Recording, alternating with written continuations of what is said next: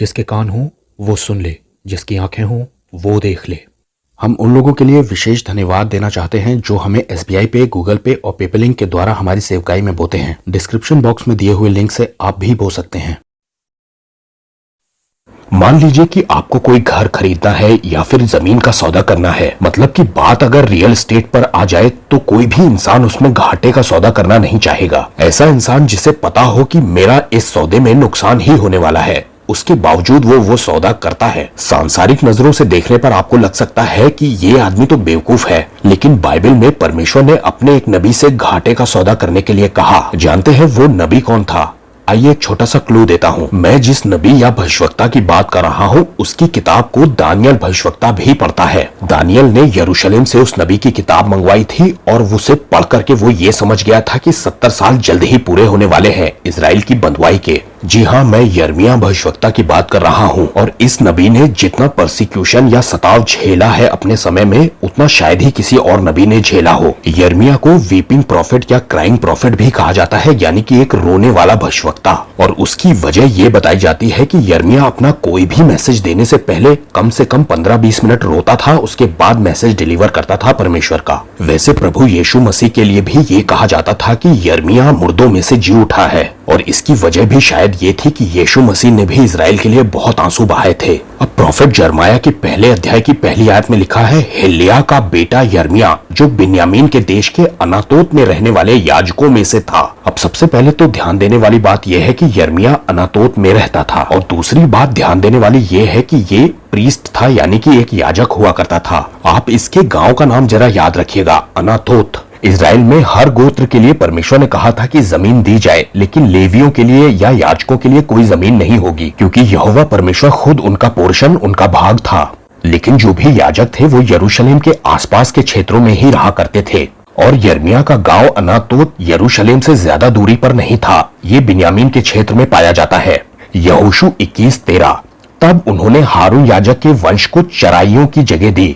इसमें कुछ नाम दिए हैं, हेब्रोन, लिब्ना, और भी गांव के नाम दिए हैं जो कि याजकों को बांटे गए थे रहने के लिए। और 17वीं आयत में लिखा है, और बिन्यामीन के गोत्र के भाग में से अपनी अपनी चराइयों समेत ये 4 नगर दिए गए, गिबोन, गेबा, अनातोत और अल्मोन।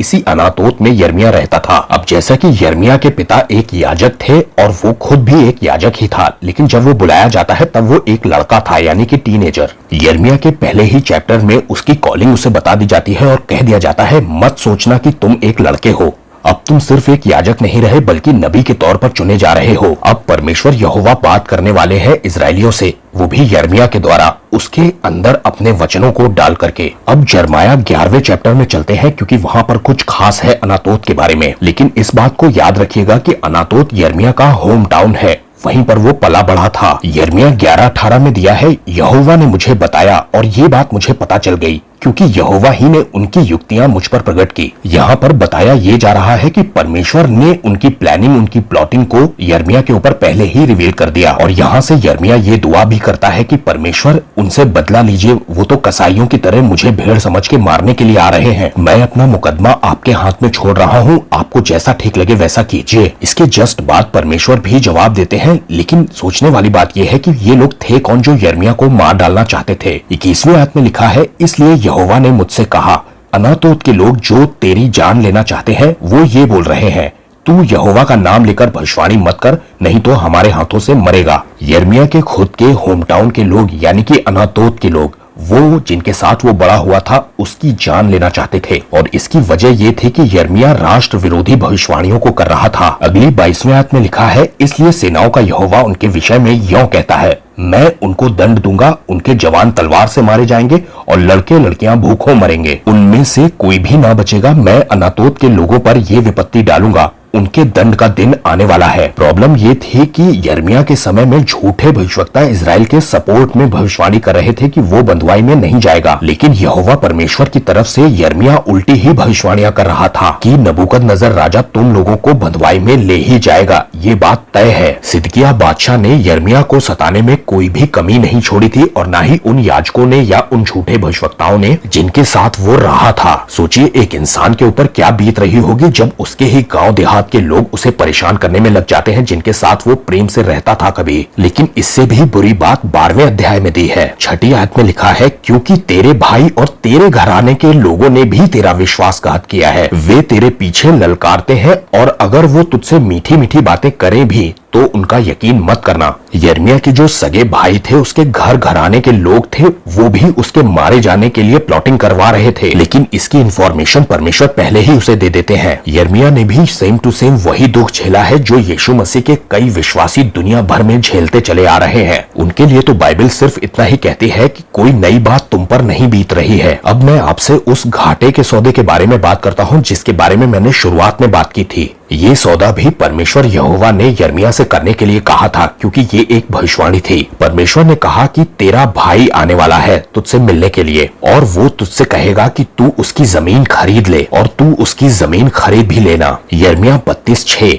यिर्मयाह ने कहा, यहोवा का वचन मेरे पास पहुंचा कि देख, शल्लूम का बेटा हनमेल जो तेरा चचेरा भाई है, वो तेरे पास आकर ये बोलेगा कि मेरा खेत जो अनातोत में है उसे खरीद ले, क्योंकि उसे खरीद लेने का अधिकार तेरे पास है। ध्यान दीजिए कि ये खेत भी अनातोत में ही था। परमेश्वर एक दिन पहले ही बता देते हैं कि हनमेल आने वाला है और खेत खरीदने के लिए बोलेगा अनातोत में, और अगले दिन हनमेल आता भी है और यिर्मयाह ये सौदा करता है। अब ये एक घाटे का सौदा क्यों था, इसे समझ लीजिए। ये जो लाल सर्किल है ना, इसमें था अनातोत। यरूशलेम से ज्यादा दूर नहीं है ये जगह। ये जगह तकरीबन 6 किलोमीटर दूर है। आज इस जगह को अनाटा करके पहचाना गया है। ये जगह, ये जो आपको रेड से दिखाई दे रही है, यही है अनातोत, यिर्मयाह का गांव। ये यरूशलेम के बिल्कुल बाहर था, और ये घाटे का सौदा इसलिए था क्योंकि यरूशलेम के बाहर नबूकदनेस्सर राजा ने बंधुआई के लिए सेना तैयार कर रखी थी। खड़ी थी वहां पर पूरी फौज। नबूकदनेस्सर ने 2 साल से ज्यादा अपनी सेना छावनी के तौर पर लगा रखी थी यरूशलेम के जस्ट बाहर। माना यह जाता है कि नबूकदनेस्सर राजा की जो छावनी का मेन कैंप था वो वहीं पर था, अनातोत में। यरूशलेम को तो नबूकदनेस्सर राजा की सेना ने पूरा ही घेर रखा था चारों तरफ से, लेकिन उसकी जो मेन छावनी का कैंप था वो अनातोत में था। और ऐसी जमीन जो दुश्मन के कब्जे में पहले से ही है, उस जमीन का सौदा करने के लिए परमेश्वर ने कहा था कि कर लो ये सौदा, क्योंकि ये जमीन एक दिन छूटेगी। यिर्मयाह 32:8 में दिया है, सो यहोवा के वचन के अनुसार मेरा चचेरा भाई हनमेल पहरे के आंगन में मेरे पास आकर कहने लगा, मेरा जो खेत बिन्यामीन के देश के अनातोत में है उसे खरीद ले, क्योंकि उसके स्वामी होने और उसको छुड़ा लेने का अधिकार तेरा ही है, इसलिए तू उसे खरीद ले। ध्यान दीजिए आगे क्या लिखा है, तब मैंने जान लिया कि वो यहोवा का वचन था। इजराइल में अपना खेत या घर कोई भी ऐसे ही नहीं बेच सकता था, बल्कि सिर्फ और सिर्फ अपने ही खानदान वालों को, अपने ही परिवार वालों को बेचा जा सकता था। लेकिन इसके बाद एक भविष्यवाणी दी है परमेश्वर ने, क्योंकि इजराइल का परमेश्वर सेनाओं का यहोवा यों कहता है, क्योंकि इस देश में घर, खेत और दाख की बारियां फिर से खरीदी और बेची जाएंगी। ये एक घाटे का सौदा परमेश्वर ने इसलिए करवाया था यिर्मयाह से, क्योंकि ये एक तरह का चिन्ह था इजराइल के लोगों के लिए कि तुम वापस फिर से इसी स्थान पर लौटोगे 70 साल के बाद। परमेश्वर का जो नबी होता था उसकी लाइफ को ही कई बार परमेश्वर एक तरह का चिन्ह बना देते थे, लेकिन परमेश्वर की ओर से बोलना कई बार यिर्मयाह को महंगा पड़ा था। यहाँ तक कि यिर्मयाह की किताब को एक बार पूरा का पूरा जला भी दिया जाता है। उसके बावजूद उस किताब को दोबारा सेम टू सेम लिखवाया जाता है। इंसान अपने चाल चलन से परमेश्वर के काम को खराब कर सकता है, लेकिन वो उसकी परम इच्छा को टाल नहीं सकता।